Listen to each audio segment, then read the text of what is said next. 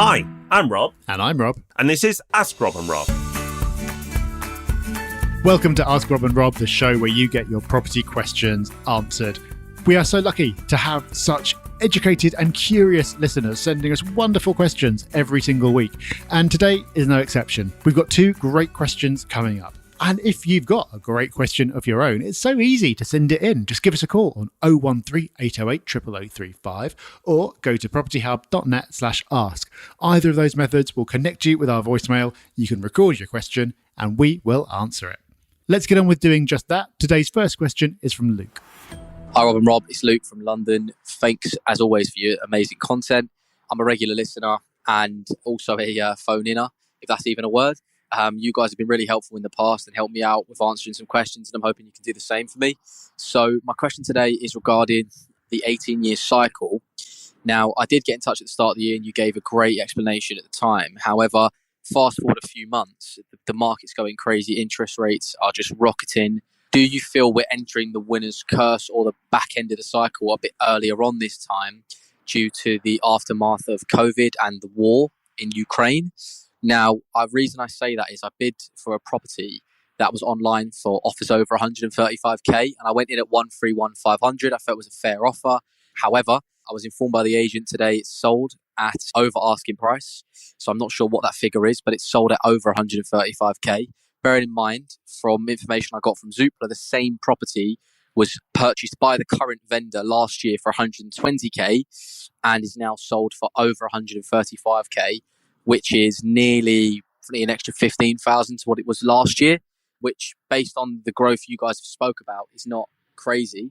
Is that unheard of at this stage of the market, or is that something normal? And I've just, as an investor, got to be a bit more bullish and a bit more prepared to part with a bit more of my cash than, say, I would have done this time last year. Keen for your thoughts and your feedback. And keep up the great content. Cheers, guys. Hi, Luke. Thank you for your question. Great question as well. So the 18-year property cycle, has it changed? Has it been adapted? Well, not according to the gentleman who's really made it famous, Fred Harrison. He believes the property cycle will peak in 2026 and the business cycle will end in 2028.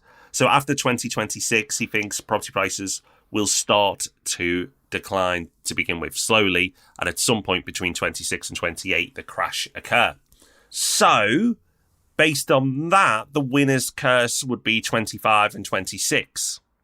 Now my viewpoint on it is those dates could be accurate if you buy into the 18-year property cycle, but there have been other cycles of different lengths, and if you look at boom cycles, which is the phase we're in right now, which we'll get to in a moment, that they have varied in the past. So if you look at history and we go to the shorter end of a boom cycle, that will tie in quite nicely with Fred Harrison's predictions. If the boom cycle represents some of the other cycles we've seen in the past, which the phase goes on for a little bit longer, well then it could quite easily go to 2028 and beyond. And that's if you buy into this altogether, right? Because like you've said, we've had COVID, now we've got Ukraine, there's lots of things in the world, there's lots of uncertainty. So has it been shortened? Is Fred wrong? No, I don't think so. I think if anything, he might be early. I don't see a crash on the horizon whatsoever. In fact, if anything, I can see more fuel being added to the fire to extend this phase and build up the boom even further. Because of all this uncertainty, governments are tempted to use stimulus. And stimulus, which is basically the government putting money into the system to give everything a boost, often ends up in asset prices being worth more. With so much uncertainty, I wouldn't be surprised if that happened. And right where we are today, is the market crashing? No. So while you might not like to hear this, I'm not surprised that your offer was rejected. It's very rare at the moment to get offers through below asking price when there are so many people interested. Now, yes, the market is slowing down, and who knows, even by the time this recording goes out, the market may have shifted a bit to the point where asking prices are not the minimum, and you may be able to get slightly under. But we've said on the podcast for a number of amounts of months right now that discounts of any note are so hard to come by. And if you are fortunate enough to see one, because it can happen, then you just jump on it because it's so hard to achieve. So Luke, my advice to you is go back again.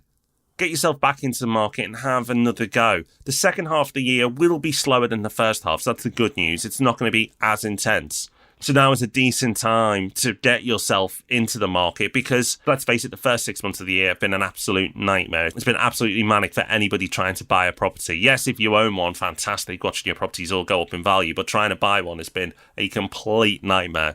So the remainder of this year gives us the chance now to possibly get a deal or two done. I'm certainly looking, so good luck to you. Okay, let's move on to our second question now. This one's from Sophie. Hi, Rob and Rob. Love the podcast. Thanks so much for all of your help and wisdom every single week. My question to you is, we are looking to buy a property at the moment, but we can't get a mortgage on it because it doesn't have a bathroom or a kitchen, so it's uninhabitable. So we're looking to buy it outright with cash. It's a bit of a push for us to get the cash together, so we're looking to borrow it from friends and family. So my question to you would be, once we've bought the property, could we then kind of reinstate a very cheap kitchen, bathroom, and then go back to a mortgage lender to see if they would remortgage the property for us? Yeah, this is the only way we can figure out how to do it. Any tips or tricks would be very grateful. Thank you. Thank you, Sophie. Good question. The answer is yes, you should be able to. So if the reason and the only reason for that property being unmortgageable is lack of a bathroom and kitchen, which is a standard reason why lenders won't lend, then yes, if you do go and rectify that and you make the property habitable again, then you should be able to get a mortgage at that point. However, there are a couple of things to be careful about, particularly because you are scraping this cash together and borrowing it from friends and family, which always makes me very nervous. But if you do want to do that, then a couple of things to be aware of.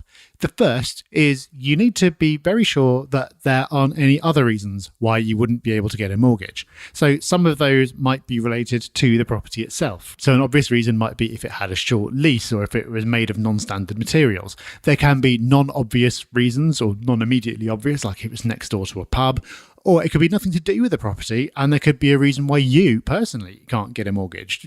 So if your exit here and the way of paying people back is getting a mortgage, you want to be pretty sure that you'll be able to get a mortgage. So speaking to a broker and running through all those factors to try as best you can to eliminate any of those possibilities is definitely a good idea. The next thing to think about, and I've just picked up on a particular word here, is you said about reinstating a very cheap kitchen and bathroom and then going back. Well, yes, that would be the cheapest way of getting a mortgage, but what are you buying the property for?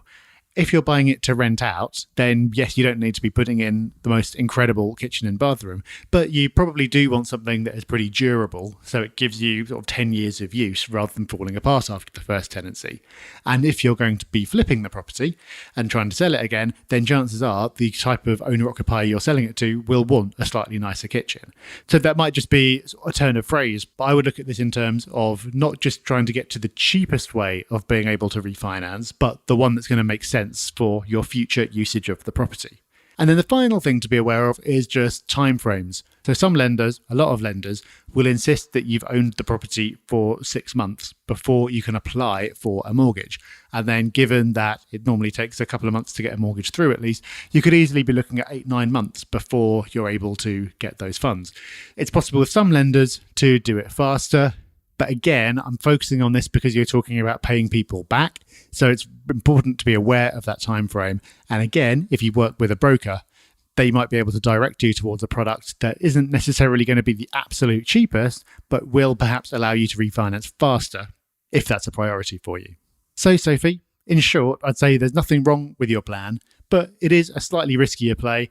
And if you're going to be borrowing money from friends and family, you do need to be super duper careful. So do your research. And if after that it still seems like a good move, then good luck.